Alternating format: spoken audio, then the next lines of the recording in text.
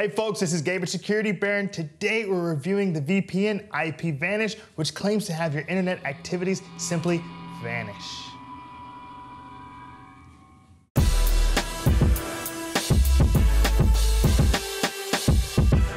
In today's review of IPVanish, we're going to look at its pros and cons, features, run speed and leak tests, look at its subscription options, customer support, and finally, mobile applications, so you have all the information you need to make the right decision. If you'd like to see a list of our favorite VPNs, Google Security Baron Best VPNs. If you have a question about today's video, leave us a comment and I'll get back to you.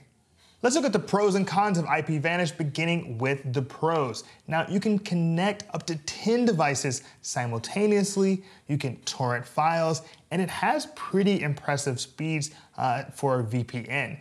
Now, when it comes to some of the cons, I would just really focus on one, which is that IPVanish is based in the United States, which makes it a part of several international surveillance alliances like Five Eyes, Nine Eyes, and 14 Eyes. Now that we've gone over the pros and cons for IPVanish, let's look at its feature set, beginning with data logging.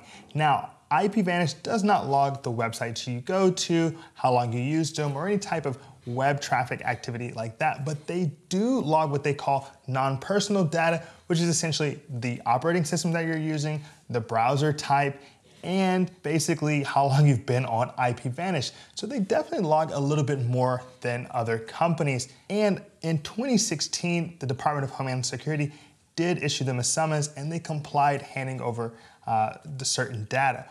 But in 2017, they were acquired by a new company, and the CEO of that company recommitted the company to a no logging policy via a Reddit thread. So they definitely have committed themselves to not doing any type of data logging beyond what we just went over.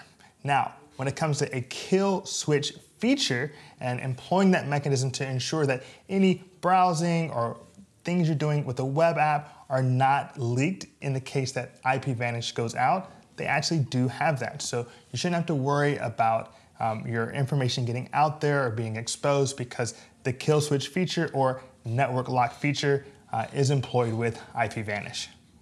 The next feature that we'll go over for IPVanish is split tunneling. Now, split tunneling allows you to be on the public network and a private network at the same time, because maybe some things you want to be on the public network and some things you want to be on the private network. And on top of that, it does reduce bandwidth, giving you a faster internet experience. So fortunately, IPVanish does provide split tunneling. And finally, when it comes to Netflix access, there are a little bit more than a handful of servers on IPVanish that allow you to log into Netflix. So it's not going to be each and every server, but you can definitely use Netflix with IPVanish. All right, now we've gone over our pros, our cons, and our features for IPVanish, so it's time to run a few tests. Now I'm going to run a speed test, DNS leak test, and WebRTC leak test. Now, the way I do this in terms of our control group is I use a MacBook Air, an Asus VivoBook, in my Brooklyn apartment on the Optimum network. Just want to provide you with a little bit of background on how we're going to conduct these tests.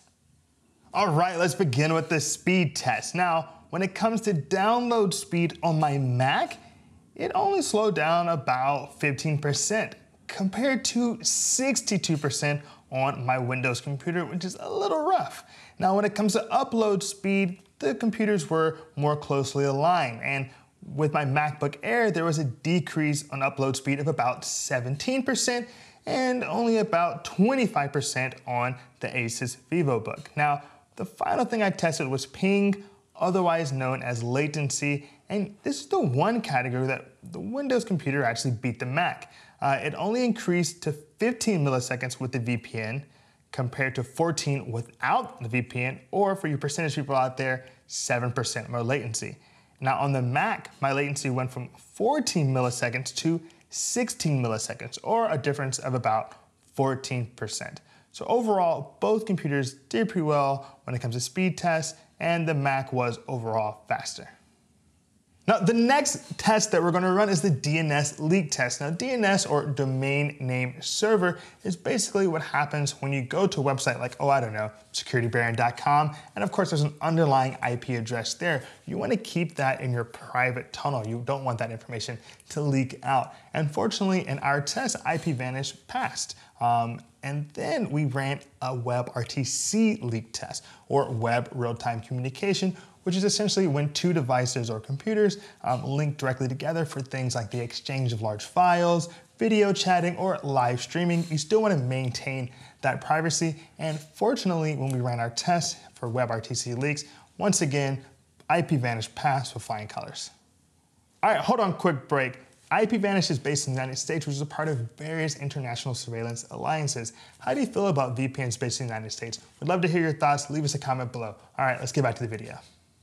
All right, let's check out the subscription options for IPVanish. Now, there are 3 options. If you want to do 1 month, it's $10. If you want to do 3 months, it's $26.99 or $8.99 a month. Or the most affordable option is signing up for a year, which is $79.99 or $649 a month. Now, with any of these options, you have a 7-day money-back guarantee. So if you don't like it in that first week, you can get your money back. Now, of course, we've seen some money-back guarantees that are a little bit better, even up to 45 days, but a lot of them are only 3 days. So it's, a nice middle ground of sorts. So those are our thoughts on the subscription options for IPVanish. All right, let's check out customer support with IPVanish. Now, right off the bat, IPVanish goes a little bit above and beyond when it comes to customer support options. Of course, they have an online help center that has FAQs and tutorials to help guide you through any issues you may have with their VPN, but they also have email support, phone support, and a great live chat feature. Now, with that live chat feature, there's something called Query Queue, which basically allows you to know where you are in line to have a real human being answer your question. And in our case, we never waited longer than 5 minutes, which is pretty impressive. But let's see what other people thought. Well, if you look at Amazon, they have a 3.8 out of 5-star rating, and that's with over 3,200 reviews. But if you do a search for customer support, of the 15 that are there, 13 are negative.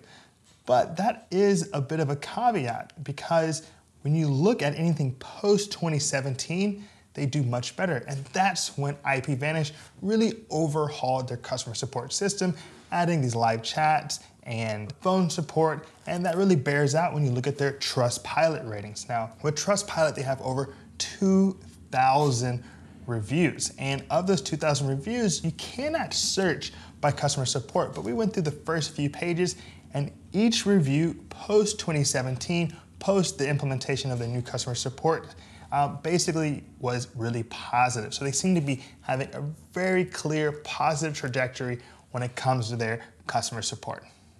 The final element that we'll review today for IPVanish are the mobile applications. Now, of course, you can use IPVanish on Linux, Chromebooks, Windows, and Macs, but today we're going to focus on how Android and iPhone users feel about using it. Now, in the Google Play Store, it does pretty well. It has a 3.5 out of 5-star rating, and in the App Store, it does even better with 4.5 out of 5 stars. So people seem to really enjoy their experiences on their mobile devices, but let's go ahead and check it out on my iPhone 10. All right, let's check out IPVanish on my iPhone 10. Now, you'll see at the top, it has your public IP address, your location, but let's just pick a country. So the last one I went to was Colombia. And we can hit connect. And voila, here I am in Colombia now. Aquí estamos en Colombia, los cafeteros, jugando al fútbol, todo eso. All right, so looking at Colombia, let's go to the next one. Try out Iceland. Go into one of those hot springs, hit connect. And now we're in Iceland. Definitely check it out if you ever get a chance. Very comfortable, kind of expensive. Cabs are like $100, but hey, what are you gonna do? No Uber, no Lyft. All right, so let's go ahead and disconnect here.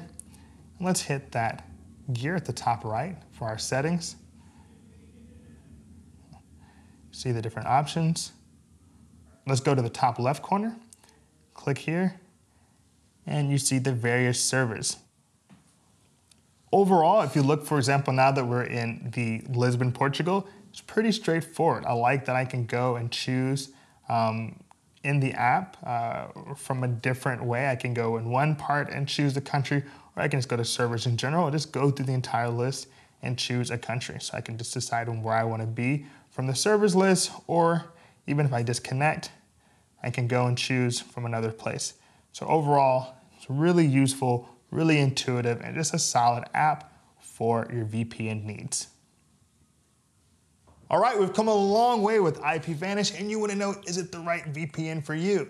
And honestly, it checks a lot of the boxes. It's fast. It has a really solid mobile application. You can use Netflix, you can split tunnel, it's just got a lot going for it. Now, of course, it is based in the United States, which is a part of various international surveillance alliances like Five Eyes, Nine Eyes, and 14 Eyes, and that's something to be mindful of. But when it comes to overall experience with the VPN, we're very happy with IPVanish.